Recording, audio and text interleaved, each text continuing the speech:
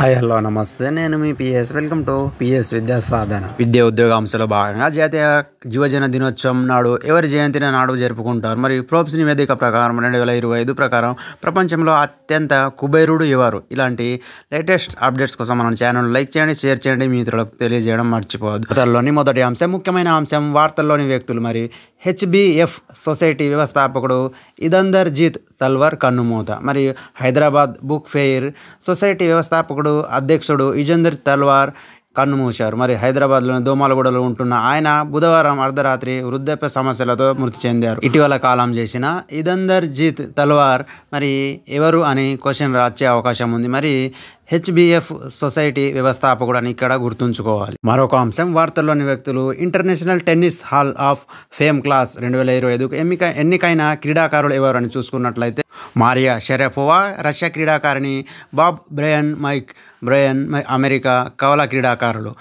ఇటీవల international tennis hall of fame క్లాస్లో ఈ టెన్నిస్ క్రీడాకారులు ఎంపిక అవ్వడం జరిగింది. మరొక అంశం, ప్రతిష్టాత్మక క్రేన్స్ ఫిల్మ్ ఫెస్టివల్లో లెసిన్ విభాగంలో మొదటి బహుమతి గెలుచుకున్న భారతీయ డాక్యుమెంటరీ ఏది? ప్రపంచవ్యాప్తంగా ఉన్న ఫిలిం ఇంటర్నేషనల్ ప్రోత్సహించేందుకు కేన్ ఫెస్టివల్లో లెసినే విభాగంలో ఉంటుంది. దీని ఫిలిం ఇన్స్టిట్యూట్ విద్యార్థులు గంటకు ఉన్న శాట్ ఫిల్మ్ ఎంట్రీగా పంపవచ్చు. ఈసారి మొత్తం 555 ఫిలిం స్కూల్ నుంచి 2263 ఎంట్రీగా రాగా మొదటి బహుమతి పూణే ఫిలిం ఇన్స్టిట్యూట్కు చెందిన Chidananda Nayak sunflower were the first ones to know అనే డాక్యుమెంటరీకి ఈ ఫిల్మ్ ఫెస్టివల్ విభాగంలో బహుమతి రావడం జరిగింది. స్వామి వివేకానంద, గొప్ప ఆధ్యాత్మికవేత్త మరియు తత్వవేత్త అయినటువంటి స్వామి వివేకానంద జయంతిని జాతీయ యువజన దినోత్సవంగా ఏటా జరుపుకోవడం జరుగుతుంది.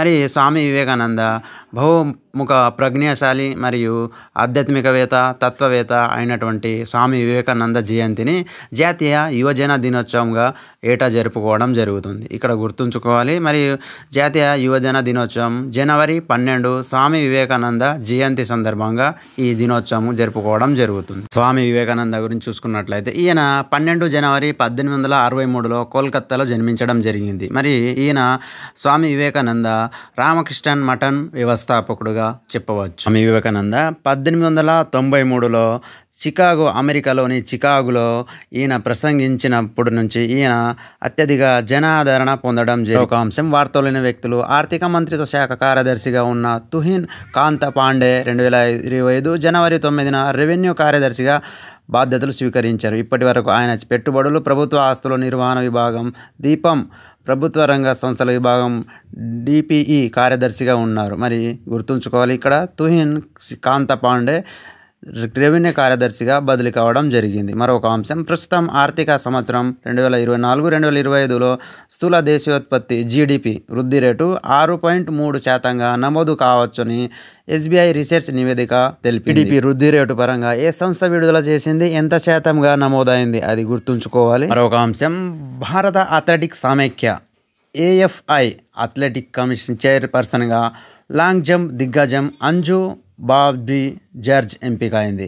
9 మంది సభ్యుల బృందానికి ఆమె సారథి. ఇందులో ఉన్న 3 పురుష సభ్యుల్లో javelin throw star Neeraj Chopra ఒకరు. ఇందులో ఉన్న 3 పురుష సభ్యుల్లో javelin throw star Neeraj Chopra ఒకరు, అవినాష్ షాబ్లే స్టిల్ ఫుల్ చేంజ్ మరియు బహదూర్ సింగ్ ఏఎఫ్ఐ కొత్త అధ్యక్షుడుగా, మిగతా 2 అథ్లెటిక్ కమిషనర్గా 2024 అక్టోబర్లో ఎన్నికలు జరిగాయి. ఇక్కడ డైరెక్ట్గా గుర్తుంచుకోవాలి, భారత అథ్లెటిక్స్ సమైక్య అధ్యక్షురాలు ఎవరు అని క్వశ్చన్ రావడం జరుగుతుంది. లాంగ్ కమిషనర్ చైర్పర్సన్గా లాంగ్ జంప్ దిగ్గజం అంజు బాబీ జార్జ్ ఎంపిక కావడం జరిగింది. గుర్తుంచుకోవాలి, అంజు బాబీ జార్జ్ ఏ క్రీడల్లో ప్రసిద్ధురాలు మరియు ఏ రాష్ట్రానికి చెందిన వ్యక్తి అని చూసుకున్నట్లయితే అంజు బాబీ జార్జ్ కేరళ రాష్ట్రానికి చెందిన అథ్లెటిక్ లాంగ్ జంప్ క్రీడాకారిణిగా, లాంగ్ జంప్ అథ్లెటిక్గా మనం చెప్పవచ్చు. మరొక ముఖ్యమైన అంశం, ఫోర్బ్స్ టాప్ 10 మిలియన్ల జాబితా 2025లో ఎలాన్ మస్క్ మళ్ళీ మొదటి స్థానంలో నిలవడం జరిగింది.